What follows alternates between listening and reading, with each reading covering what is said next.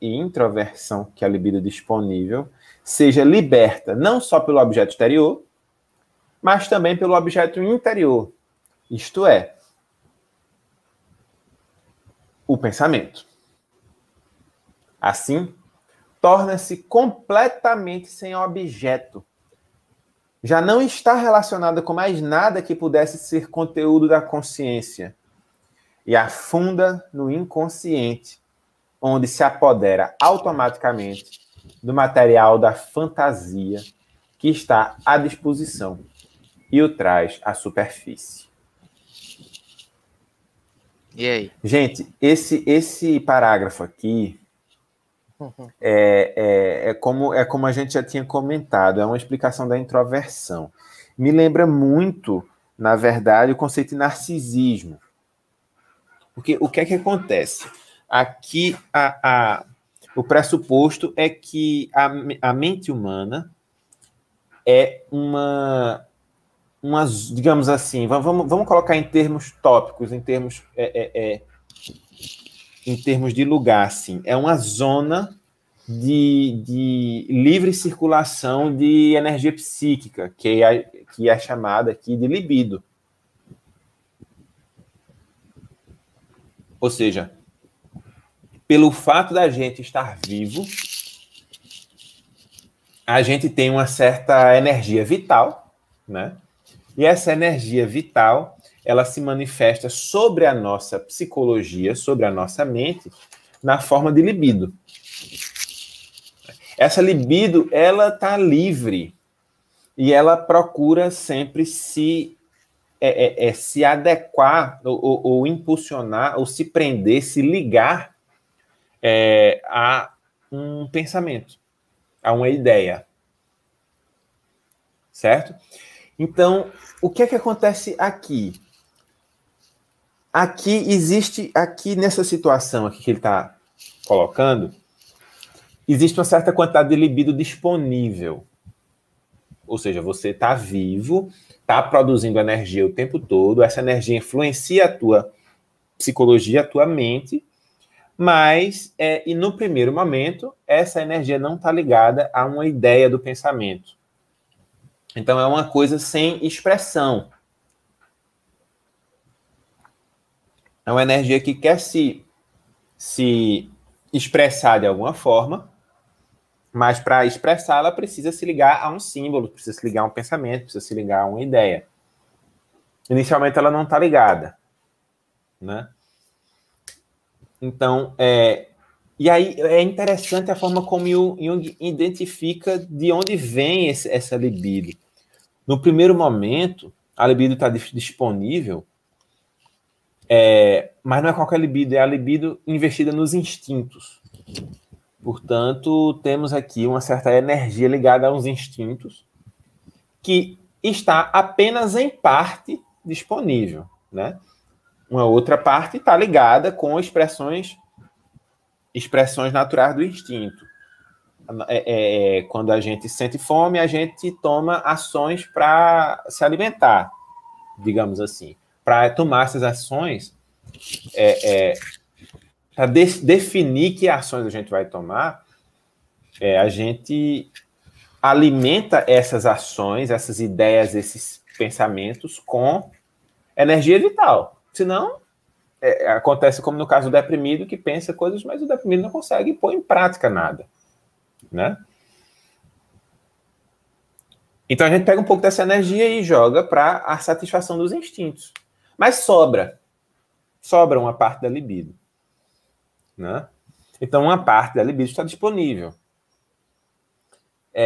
Que parte? É exatamente aquela parte que alcança a força de vontade que oferece aquela quantidade de energia que o eu tem livre à sua disposição, né? Então, aí ele está começando a definir o que é vontade para ele. Este objetivo é tanto mais possível quanto mais o desenvolvimento ulterior for paralisado pelo conflito. Ou seja, existe um conflito na mente humana. A mente humana não é uma esfera racional organizada, pacífica, unitária, não. Lembrem-se aqui de Santo Agostinho. Eu quero obedecer a Deus, mas ao mesmo tempo sou eu que não quero. Existe um conflito fundamental na nossa estrutura psíquica. Quem aqui já sentiu ansiedade sabe, né, do que é que eu estou falando. Você quer fazer alguma coisa, mas não consegue, não tem foco, não consegue se concentrar. Ou quem já teve depressão também sabe. Passa tudo pela cabeça, menos essa energia que não sobra para você fazer as coisas, que não chega para você fazer as coisas, né? E todas as neuroses que a gente está acostumado aí durante essa pandemia demonstra bem que a nossa mente, nosso mundo psicológico é conflitivo. É conflitivo, né? Então, essa energia que sobra porque não está ligada a uma ideia específica, a um símbolo específico. Ela sobra, e quando está livremente disposta na mente, assim, não tem como se expressar, a gente sente isso como sofrimento. O que Jung está dizendo aqui é que quanto mais, exatamente onde tem o conflito, é que a mente não consegue resolver, não consegue jogar a energia para lá e dar um encaminhamento, aquela energia fica retida. Aquela libido, aquele foco, aquela força vital fica livre. Não consegue dar prosseguimento àquilo ali. Então, isso é sentido como sofrimento para nós. Nesse caso, a vontade tem como objetivo possível o si mesmo. Então, imagine um rio represado. Você vai para onde? Eu não posso ir para esse lado, não posso ir para esse outro lado. Eu tenho o quê? Eu posso me voltar para dentro, né? A vontade não decide, neste caso, entre os opostos, como poderia acontecer, né? A vontade é a energia se ligar para um lado e prosseguir em sua expressão, né? Nesse caso, não. Existe ali um conflito, a vontade não consegue passar por esse conflito incólume, se volta para dentro, se volta, como ele diz aqui, em favor do si mesmo. Isto é, a energia disponível é recolhida para o si mesmo. Em outras palavras, é introvertida. Isso já é na página embaixo aqui, Alberto, se puder descer um pouquinho. Isso, ela é introvertida. A introversão significa apenas que a libido é retida pelo si mesmo. E lhe é vedado participar nos opostos em luta. Os opostos em luta que ele falou lá em cima são aqueles opostos são funções opostas, né? Função pensamento, função sensação, que entram em conflito, entram em choque lá em cima, né? Ou seja, a metáfora perfeita é o rio represado. Vai em uma certa direção, mas encontra uma represa e ele não tem para onde se voltar. Então, ele se volta para dentro, para o si mesmo. Ele introverte.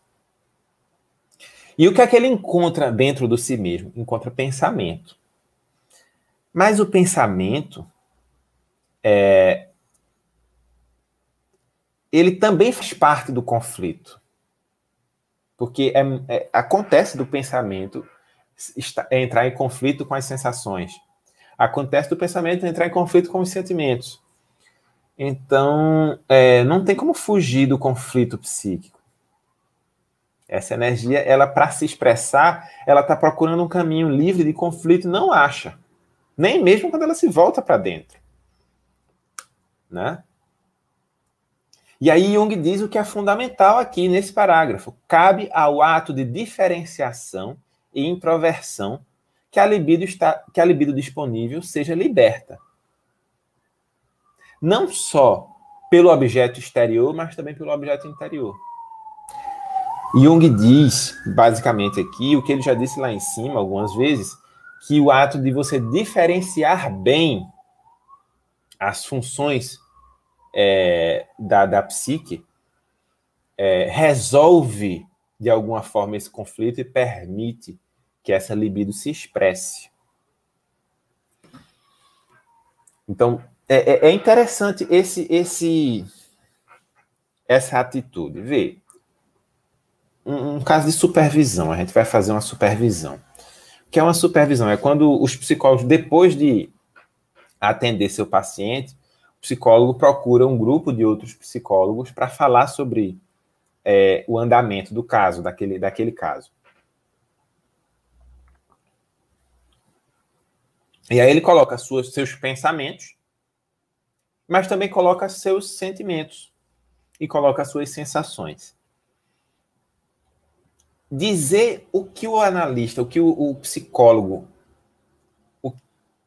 o que o terapeuta está sentindo é super importante, é vital para o processo analítico, porque a gente aprende a separar, a gente aprende a distinguir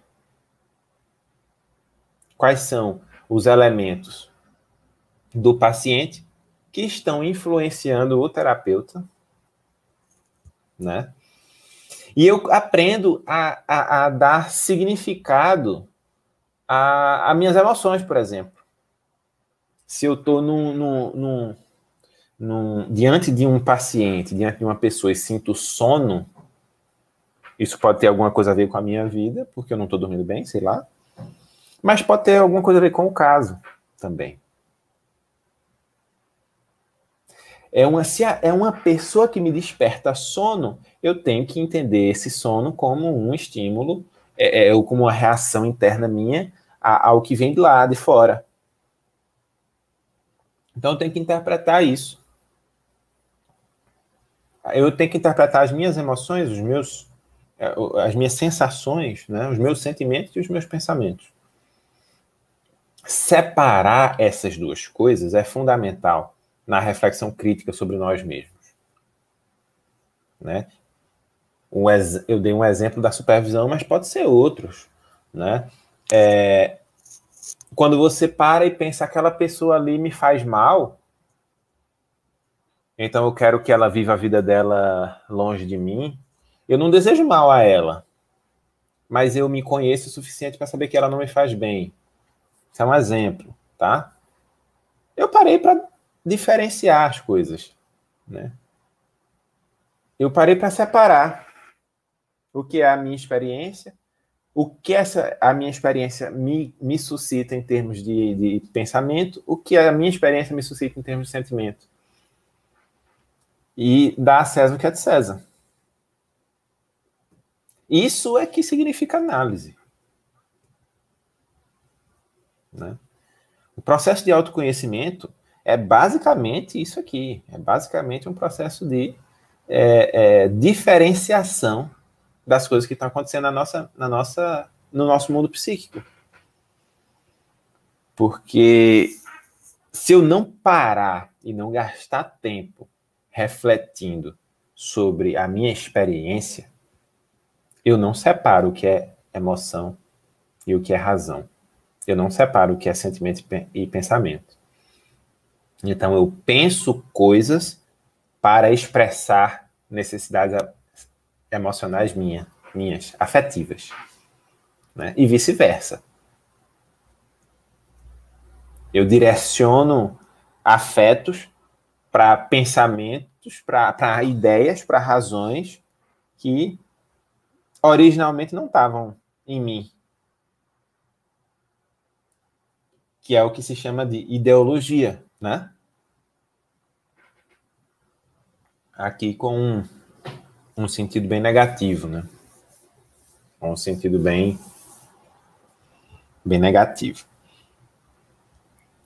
Então, é disso aqui que Jung está falando, eu acho que já faz algum tempo que ele propõe esse trabalho, essa tarefa da diferenciação e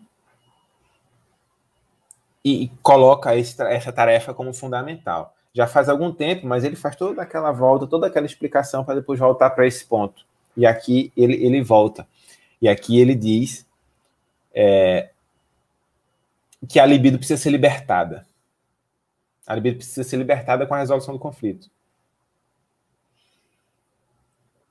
Olha só, a libido torna-se completamente sem objeto, não está relacionada com mais nada que pudesse ser conteúdo da consciência e afunda no inconsciente.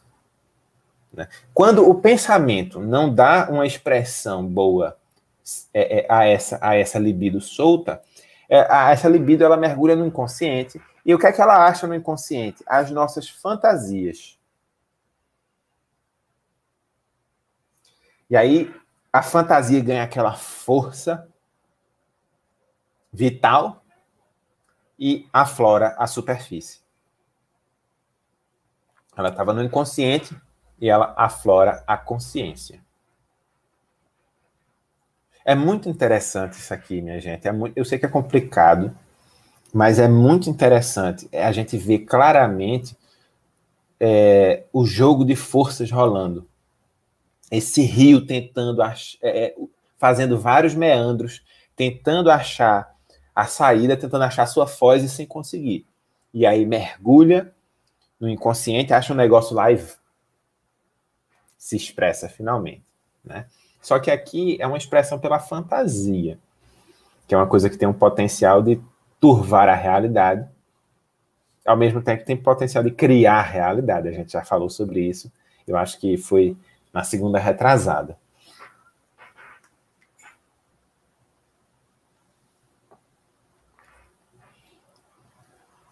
Se tu quiser dizer alguma coisa, Alberto, ou senão a gente continua para o 174. Não, eu acho que foi bem completa aí essa abordagem. Inclusive, eu acho que eu vou até fazer um corte só desse trecho aí, dessa tua fala aí, para deixar disponível no canal, porque foi muito bom, velho. Muito elucidativo sobre essa questão aqui.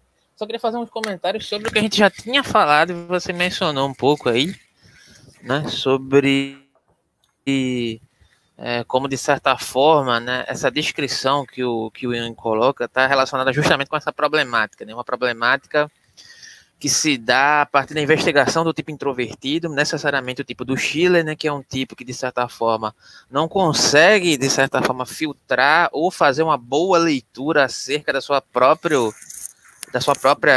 digamos assim, da sua própria psique ou alma em Jung aqui, né, e como ele, de certa forma, ele confunde algumas funções, lógico, dentro da concepção do mapeamento de alma que o Jung se propõe, né, fazer aqui, né, a questão das funções, dos tipos, né, as funções no qual a questão que ele começou falando em Jung, só para relembrar algumas questões aqui, né, que vão desaguar justamente nessa questão aí do tipo transcendente, né, que é, de certa maneira, o Schiller é o tipo racional, né, mas ele oscila, né, entre confundir a sensação com o sentimento, né, que está relacionado com todo esse processo que você colocou aí, né, de certa forma, ele quando ele se relaciona com o externo a si, né, ele tem um movimento de retorno, de uma certa introjeção desse externo dentro de si, que ao mesmo tempo não consegue, de certa forma, digamos assim, redirecionar, né, seus ímpetos ou sua libido, né, como você bem falou,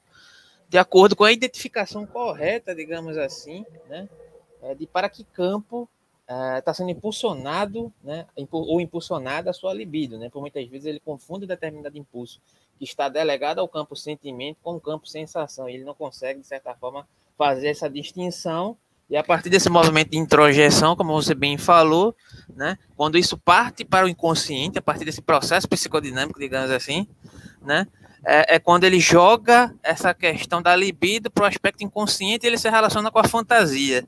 E isso, né, vai criar uma determinada simbologia ou uma perspectiva de símbolo que vai reverberar agora, né, na questão da função transcendente. Então não foi assim de uma hora para outra que ele pegou e jogou isso daí. Ele já vinha trabalhando, né, essa questão parte por parte, função por função, questão por questão, problematizando o Schiller, né, em várias questões da relação com a cultura, da relação com a noção de alma, né. Trouxe alguns pensadores, o próprio Nietzsche, para poder discutir isso aqui, né? A gente chegou até algum momento a discutir como é que, de certa forma, Nietzsche se encaixaria nessa crítica à cultura, inclusive, né? E aí chegou nessa descrição, né? Dessa, digamos assim, desse rio corrente, né? Digamos assim, que é a libido e a noção digamos assim, em termos mais gerais, de alma em Jung, como ela se relaciona com o externo e interno, entre aspas, né, digamos assim, e como isso apresenta algumas problemáticas a serem trabalhadas a partir das próprias disposições conceituais que o Jung se propõe a dialogar. Eu acho que, para complementar, em termos de comentário, seria só fazer uma retomada acerca de algumas questões que a gente já tinha falado, mas acho que a sua abordagem foi perfeita. É isso, é isso. Esse assunto é maravilhoso, assim, ver essa